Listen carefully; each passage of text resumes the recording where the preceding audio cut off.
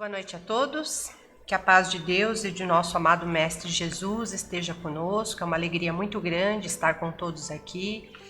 Nós pedimos licença para adentrar o seu lar, conversarmos um pouco sobre algumas passagens do Evangelho, algumas leituras sobre a doutrina espírita. Esse é o nosso sincero e humilde objetivo aqui. E hoje nós temos como capítulo do Evangelho o capítulo 10, Bem-aventurados aqueles que são misericordiosos. Mas antes de nós efetivamente adentrarmos ao Evangelho, eu convido a todos a fazermos uma pequena prece de abertura àqueles que se sentirem confortáveis.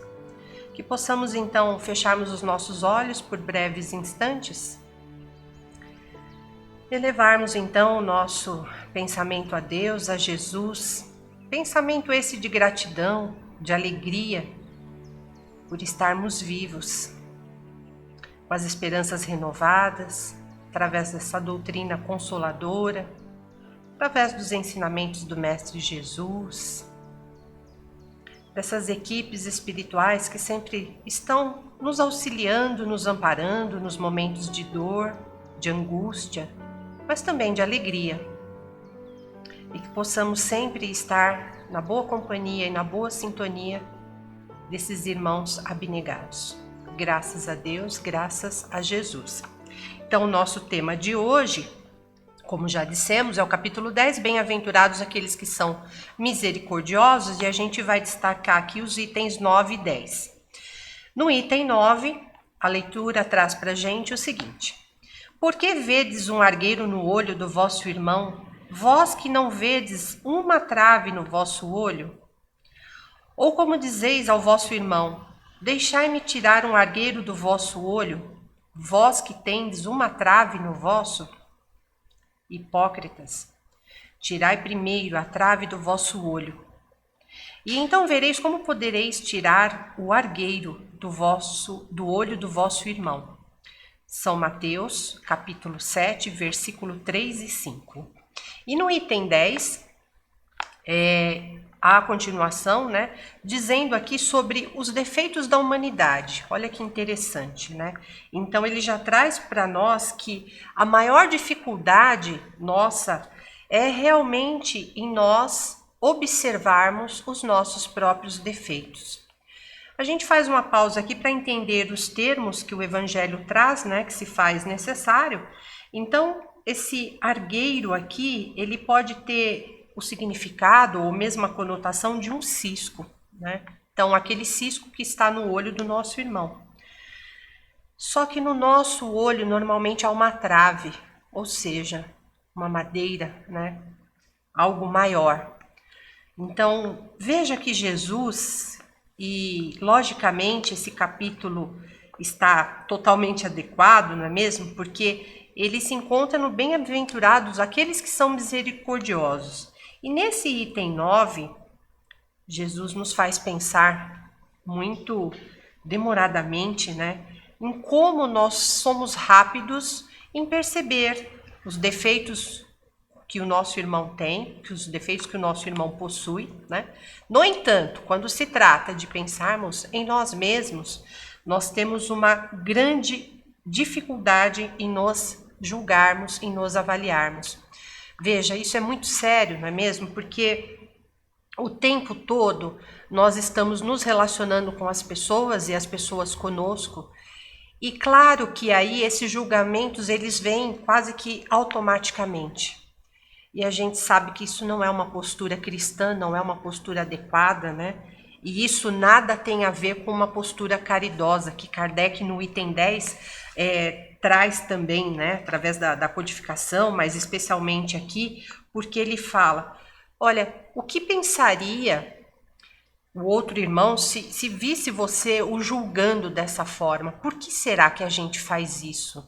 E se nós aqui tentássemos um pouquinho esmiuçar qual é os mecanismos que estão por trás aqui dessa nossa atitude ruim, a gente vai poder conversar muito sobre a questão da imperfeição, Então, nós, espíritas, sabemos que, claro, estamos encarnados num planeta de provas e expiações, estamos aqui tentando nos melhorar dia após dia. Isso não é um processo fácil, pelo contrário, né? A gente tem muita dificuldade ainda. Só que é claro que por trás dessas atitudes inadequadas está principalmente a questão do orgulho e a questão do ego. O ego, a gente já lembra de cara da palavra egocentrismo, né? E Kardec nos lembra que nós temos ainda tanta dificuldade em percebermos os nossos vícios, porque é mais fácil olhar esse nosso irmão, né? E o tempo todo, no nosso dia a dia, a gente depara com situações onde nós somos extremamente intolerantes, por vezes até mesmo ignorantes, né? Talvez, num primeiro momento, não tivéssemos a intenção de ser assim. E a gente sai julgando inadvertidamente, né? Sendo que isso não seria o adequado, isso foge muito aos princípios que Jesus trouxe para nós. Esse capítulo, como todos os outros do Evangelho, são muito especiais, né? Mas ele traz no seu início aqui vários itens para nós pensarmos, porque nas instruções dos Espíritos, por exemplo, ele traz o perdão das ofensas, ele traz a indulgência, né? E algo muito interessante também, aquele que estiver sem pecado, que atire a primeira pedra. Ora, como espíritos imperfeitos que somos, nós sabemos que a caminhada é longa para nós. Então, se hoje nós não cometemos determinadas faltas, pode ser que amanhã nós cometemos essas mesmas faltas. E quem somos nós para julgar esse nosso próximo, né? E achar que somos melhores que eles? No processo evolutivo, né, da humanidade, esse mecanismo ele serviu para nós como uma defesa, na verdade. Isso se nós formos buscar lá os primórdios, né, bem a época das cavernas, fazendo lá uma reflexão muito profunda nesse sentido, é lá que está esse mecanismo de defesa. Mas será que hoje, em pleno século XXI, é necessário tanto essa questão de nós estarmos aí levando tão a sério a nossa vaidade, o nosso orgulho, a nossa prepotência, a troco de quê? Não é mesmo? Às vezes entramos até em desavença com pessoas tão queridas da nossa família, porque simplesmente dizemos assim, mas eu estou com a razão. Né? Às vezes batemos categoricamente assim, né? Eu estou com a razão. Mas de que vale tudo isso, não é mesmo? E que verdade é essa? Nós temos como modelo Jesus, ele sim foi o nosso modelo e guia planetário, né? Então, a ele sim toda essa autoridade de realmente nos trazer essas lições. Agora, como espírito que somos, nós devemos sim, talvez pensarmos um pouco mais nessas nossas atitudes que, infelizmente, trazem muito sofrimento a longo prazo. Elas não são adequadas mais para quem gostaria, supostamente, de estar num planeta melhor, num planeta de regeneração. Todos nós falamos muito sobre o planeta, sobre essa transição planetária, né, e tudo que vem a ser tudo isso. Nós gostaríamos de garantir o nosso lugar nesse planeta melhor, não é? Reencarnarmos num planeta melhor. Mas quando se trata de efetivamente mudarmos a nossa prática, né, as nossas condutas, aí se torna algo difícil, porque requer de nós um longo processo de aprendizagem.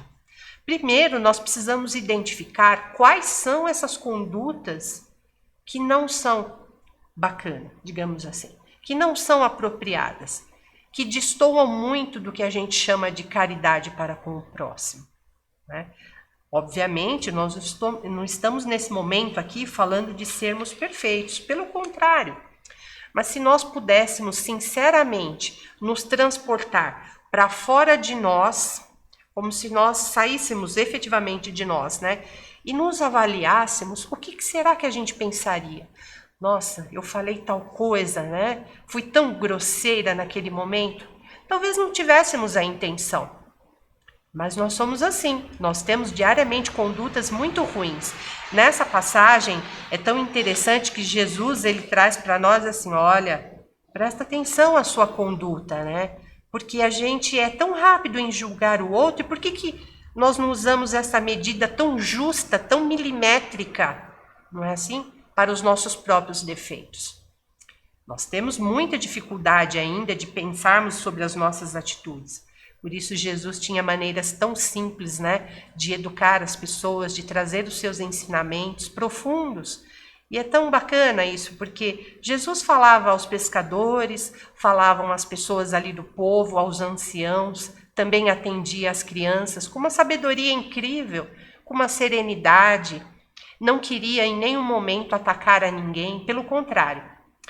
E Jesus conseguia olhar a cada uma daquelas pessoas realmente no que tinha no seu íntimo. Ele enxergava, né? Ele enxergava realmente o que estava no íntimo daquela pessoa, o que ia por trás. Ele conseguia fazer uma análise psicológica realmente de cada um daqueles irmãos que passaram, né?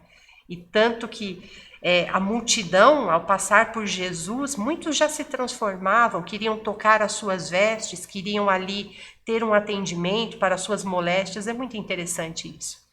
Então, a gente, ao estudar essas passagens do Evangelho, cada um de nós traz profundos pensamentos de como a gente precisa se melhorar. Né? Não é mais possível nós acharmos que estamos adequados para um século XXI, com tanta tecnologia, e a gente ainda tem pensamentos destrutivos, né, com relação ao outro, de julgamento. Quem somos nós para julgarmos o nosso próximo?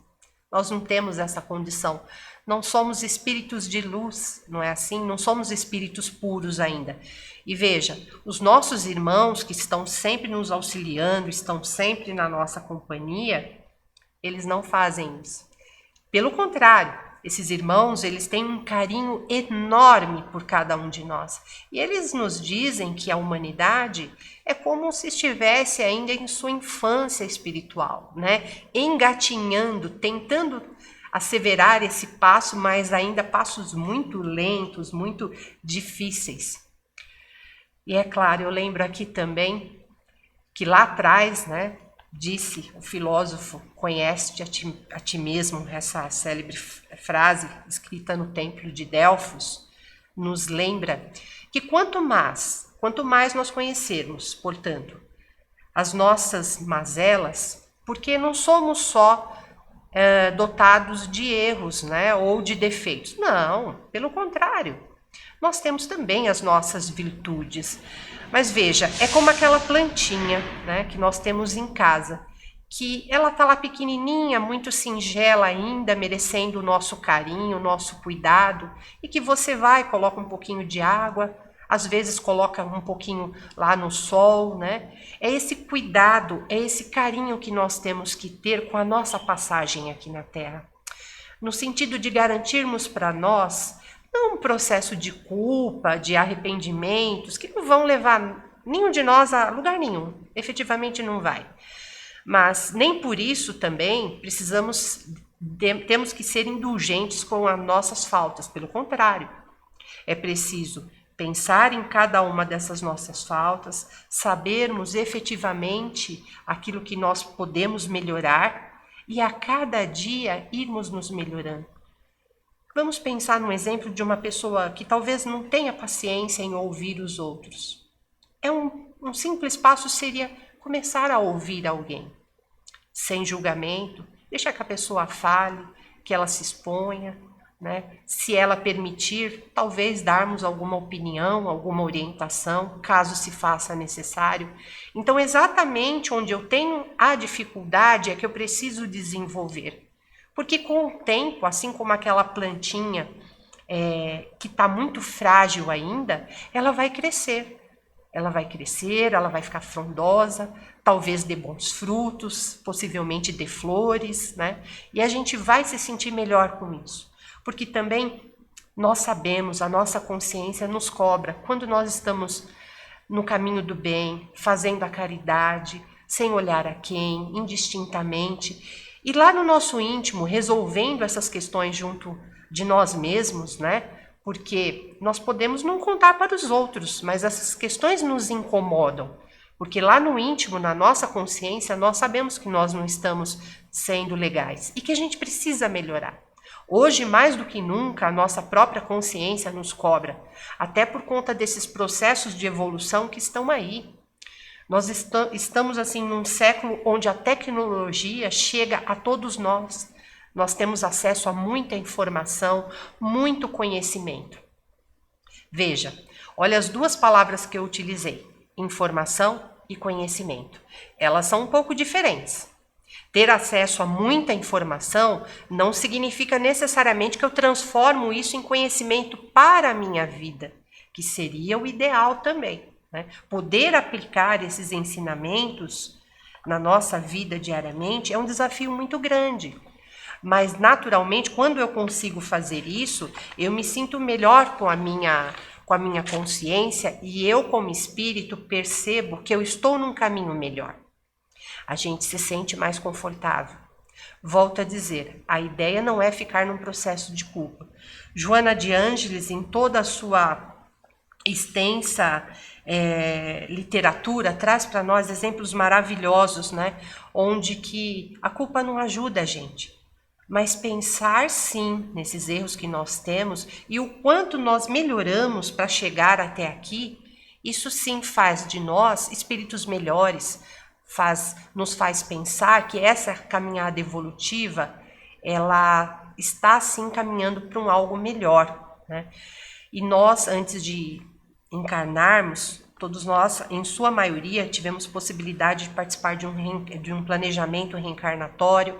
Nós pedimos para estar nesse planeta com a nossa família, na cidade em que nós moramos. Claro que nós sabemos em linhas gerais, e os desafios são muito grandes, não é mesmo? Porque estar encarnado, a conversa fica um pouco diferente, né? Nós sentimos o peso de estar encarnados. E claro que isso é um ponto muito importante para nós trabalharmos aqui nesta noite, porque significa que é uma oportunidade de ouro, né? Há tantos séculos, essas informações, esses conhecimentos foram trazidos por Jesus e a gente continua a julgar intensamente as pessoas como se nós fôssemos melhores. Que dificuldade nós temos em parar, em dialogar com as pessoas, deixar que as pessoas possam falar. É totalmente permitido que alguém tenha uma identidade diferente da minha, uma opinião diferente da minha. É isso que faz o diálogo, é isso que faz o crescimento das pessoas. E nem por isso eu preciso me atracar com as pessoas, não há essa necessidade. Crescer junto com todos, né? Isso se chama sociedade.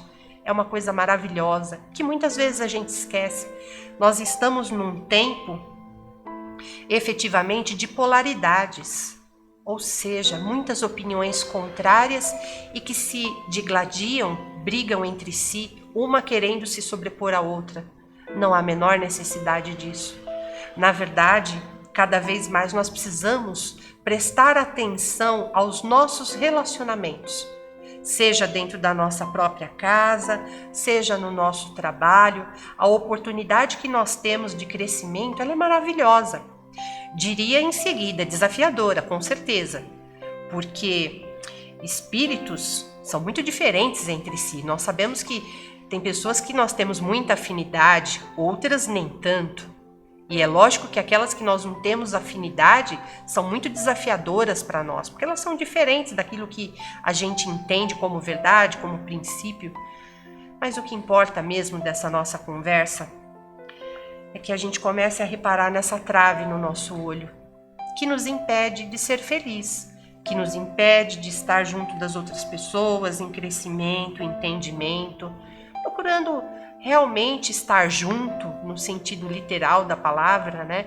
Trazendo ali aqueles momentos que a pessoa de oportunidade, de crescimento, né? De opiniões diferentes, em que a gente pode crescer com o outro.